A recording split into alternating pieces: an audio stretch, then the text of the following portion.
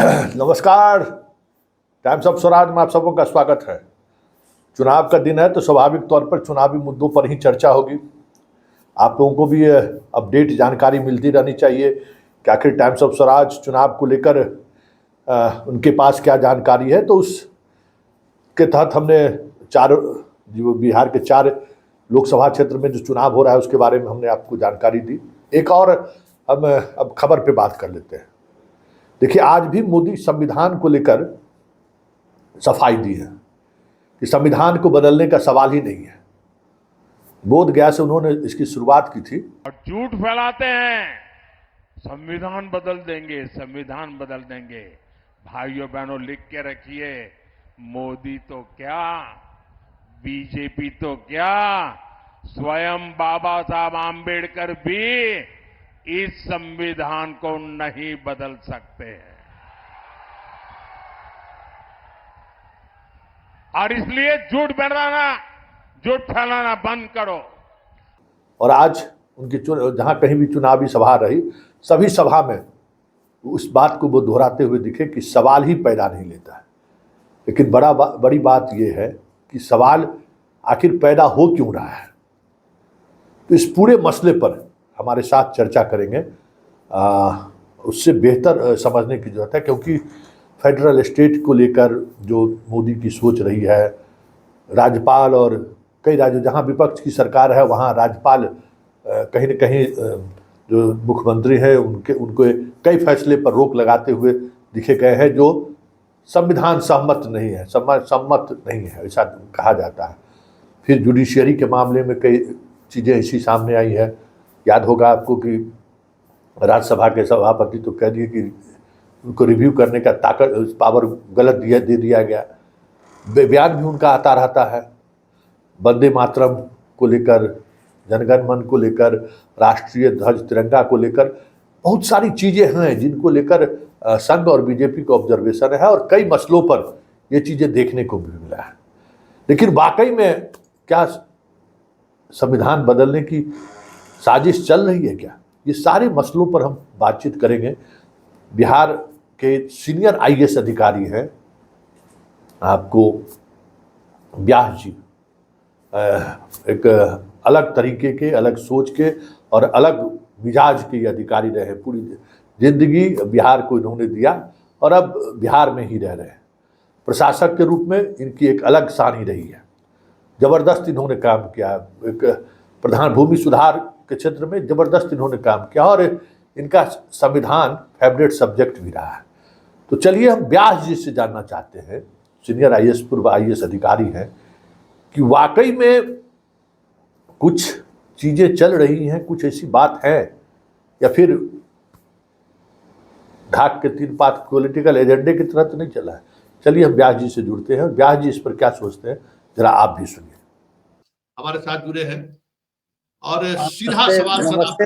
मैं तो रिटायर्ड हूँ, आप रिटायर्ड सब जोड़ दीजिए। रिटायर्ड? अरे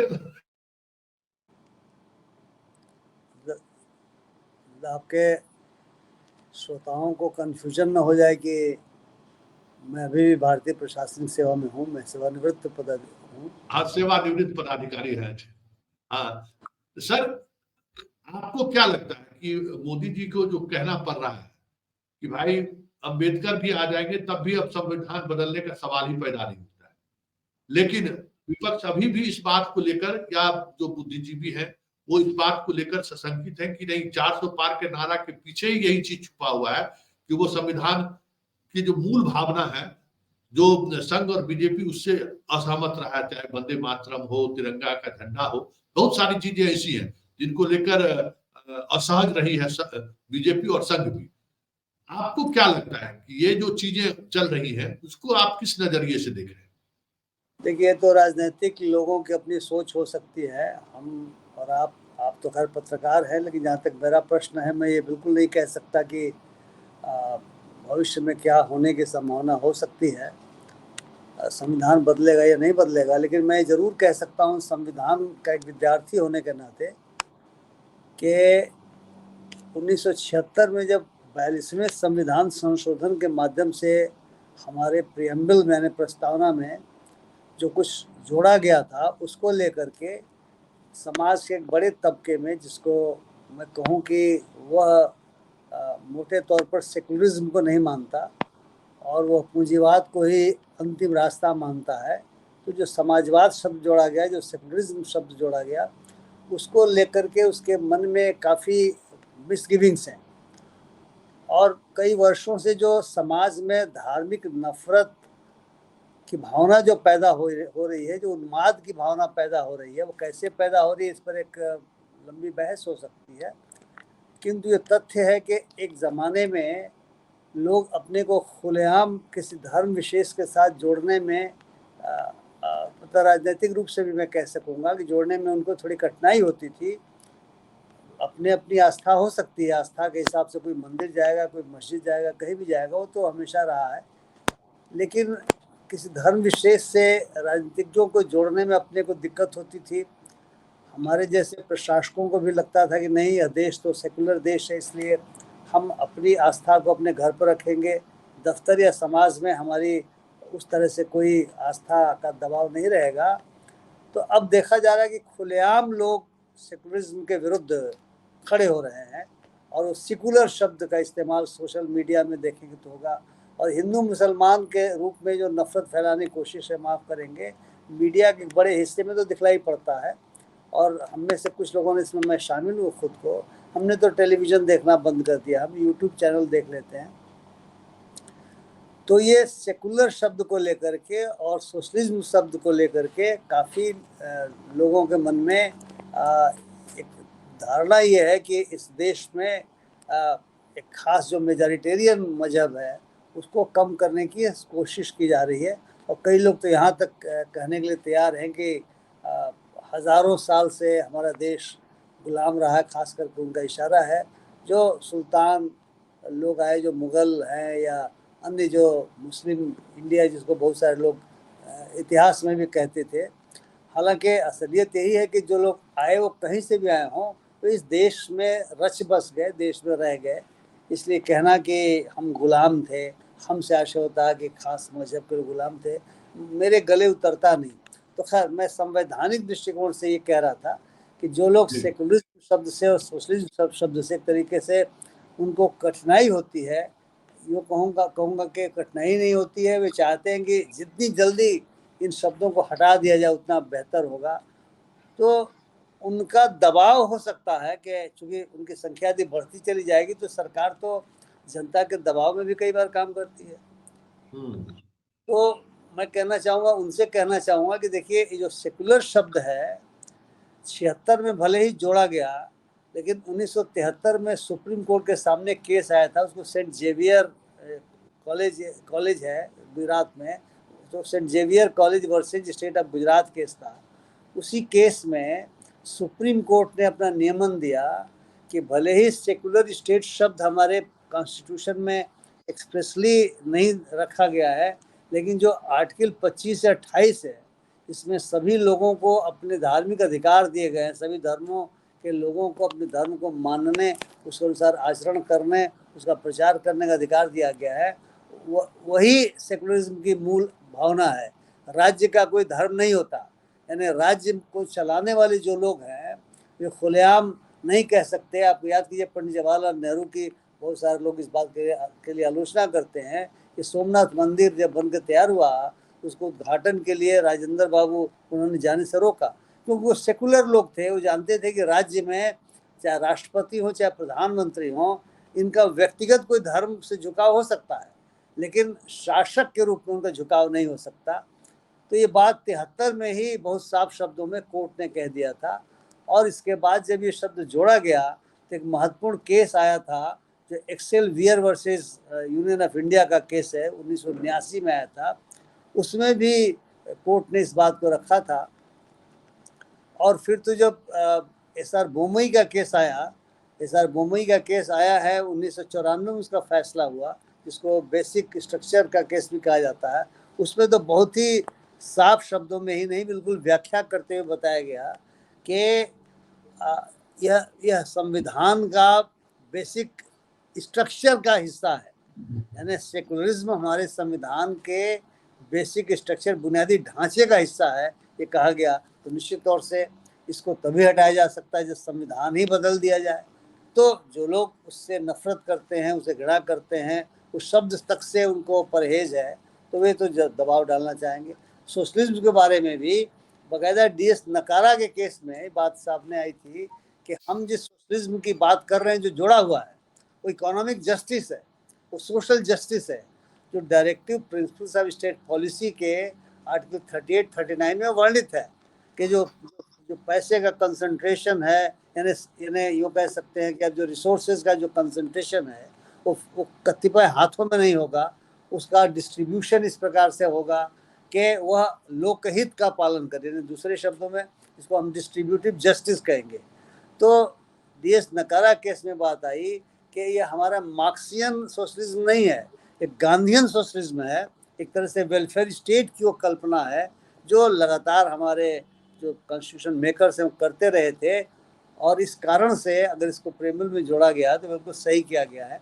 तो ये बातें कोर्ट में लगातार आती रहीं, किंतु अब याद कीजिए कि अभी तो कोर्ट ने, सुप्रीम कोर्ट ने खास करके कई तरह के फैसले दिए जो कुछ लोगों को नागवार गुजरा। उन्होंने चीफ जस्टिस के विरुद्ध भी सोशल मीडिया में काफ़ी हंगामा मचाया, काफ़ी गाली गलौज किया, और चीफ जस्टिस को कहना पड़ा कि मेरे कंधे काफ़ी मजबूत हैं। तो कुल मिला के इस तरह के जो एलिमेंट्स हैं, इस तरह के लोग हैं जिनको फ्रिंज कह के कई बार आदमी जो है सो नकार दिया करता है, या खास करके राज्य नकार देता है, वो फ्रिंज एलिमेंट्स हमें लगता है कि उनकी संख्या बढ़ती चली जा रही है, और ये कामयाब हो गए हैं समाज को बांटने में भी धर्म मजहब के आधार पर। तो इन्हीं लोगों से खतरा है कि ऐसा नहीं हो कि वो ये लोग जो कॉन्स्टिट्यूशन के जो बुनियादी सिद्धांत हैं, जो बुनियादी ढांचा है, उन ढांचों पर प्रहार करें।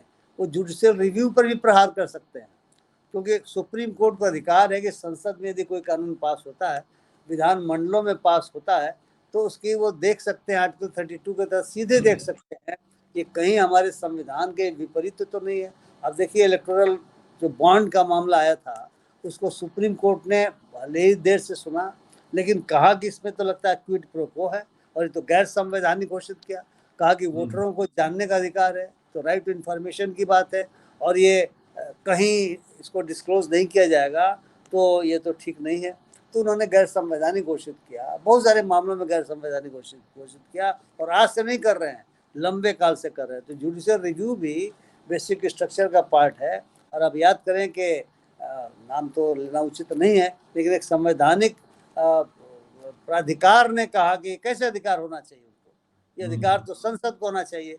तो संसद तो 3 कानून बना दी जो किसानों वाला है, लेकिन विड्रॉ करना पड़ा, उस कानून को विड्रॉ करना पड़ा।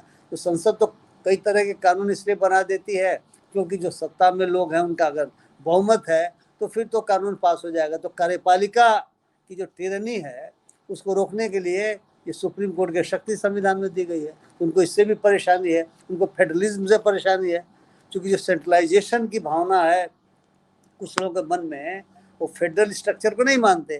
फेडरल स्ट्रक्चर में स्टेट्स को भी पावर है, स्टेट लिस्ट बनी हुई है, कॉन्करेंट लिस्ट बनी हुई है, यूनियन लिस्ट बनी हुई है, सब अपनी सीमाओं के तहत काम करें तो कहीं कोई दिक्कत नहीं है। और आप स्वयं देखिए कि केरल की सरकार को सुप्रीम कोर्ट में केंद्र सरकार के विरुद्ध इस बात के लिए आना पड़ा है कि हमें जो राशि मिलनी चाहिए आप नहीं दे रहे हैं, जबकि संविधान में प्रावधान है कि किस प्रकार से राशियों का बंटवारा होगा। गवर्नर के खिलाफ आना पड़ा, पंजाब को आना पड़ा, तमिलनाडु को आना पड़ा, केरल को भी आना पड़ा, कि आप बंगाल को आना पड़ा जी, पश्चिम बंगाल को भी आना पड़ा, पश्चिम बंगाल को आना पड़ा। तो ये संविधान में जो बातें कही गई हैं हर एक का दिया गया है। तो अगर सेंट्रल के रूप में आप सेंट्रलाइज करना चाहते हैं तो फेडरेशन खत्म होगा।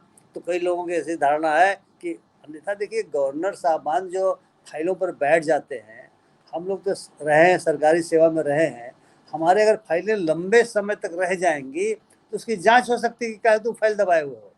लेकिन महामहिम को इस तरह का कोई अंकुश नहीं है कि फाइल चाहे 2 साल दबाएं चाहे 3 साल दबाएं। तो महामहिम अपनी मर्जी से करते हैं या कैसे करते हैं तो समझने की बात है। तो कुछ जो संविधान की इस तरह की चीज़ें हैं, जो सोशल चार्टर जिसमें सोशल जस्टिस की बात कही गई है, शुरुआती होती है जस्टिस की बात होती है, जिसमें सोशल इकोनॉमिक पॉलिटिकल जस्टिस की बात है, जो स्वतंत्रता की बात है, liberty, thought expression, faith, belief and worship.